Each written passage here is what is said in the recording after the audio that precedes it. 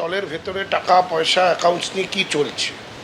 আমাদের কিছু বিধায়ক তারা তাদের নলেজে আসার পরে তারা একটা কমপ্লেন করেছিল যে কিছু অ্যাকাউন্টে টাকা পয়সা যেগুলো ঢুকেছে সেই টাকা পয়সাগুলো সোর্স যাচাই করে দেখা উচিত এবং সেখান থেকে যেন কোনো ট্রানজাকশান না হয় এটা করেছিল এবং সেই অনুসারে যা যা ব্যবস্থা নেওয়া সেই ব্যবস্থার দিকে এগোনো হয়েছে পুলিশের পক্ষ থেকে। এবার এইটা যেটা আপনি বলছেন এখন তো এই প্রশ্নগুলো তাহলে আরও জোরালো হয়ে উঠছে যে যেই স্বচ্ছতা নিয়ে প্রশ্ন আজকে আমাদের বিভিন্ন বিধায়করা তুলে ধরছেন, যারা এর মধ্যে অনেকে বহু পুরনো বিধায়ক দীর্ঘদিন থেকে দলের সাথে যুক্ত, তো এই যেই কথাটি আপনি বললেন এরপরে তো এই ব্যাপারটাকে আরও জোরালো করে দিন।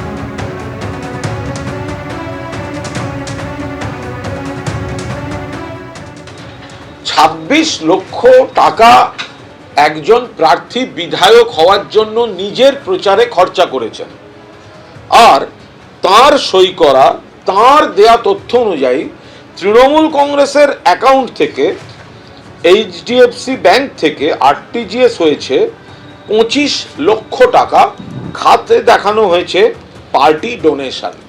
অর্থাৎ অ্যাকাউন্ট নিয়ে অভিযোগ, সেই অ্যাকাউন্টগুলো থেকে ২৫ লক্ষ টাকা ঋতব্রত নিয়েছে নিজে এমএলএ হওয়ার জন্য। দ্বিতীয় আর এক বিপ্লবী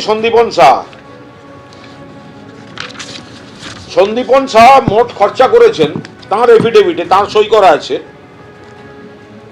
২৭,০১,৩৭২ টাকা গ্র্যান্ড টোটাল। সন্দীপন সাহা খরচা করেছেন ২৭,০১,৩৭০ টাকা নির্বাচনে এন্টালি। চাটন ঋত হচ্ছে পূর্ব উলুবেড়িয়া।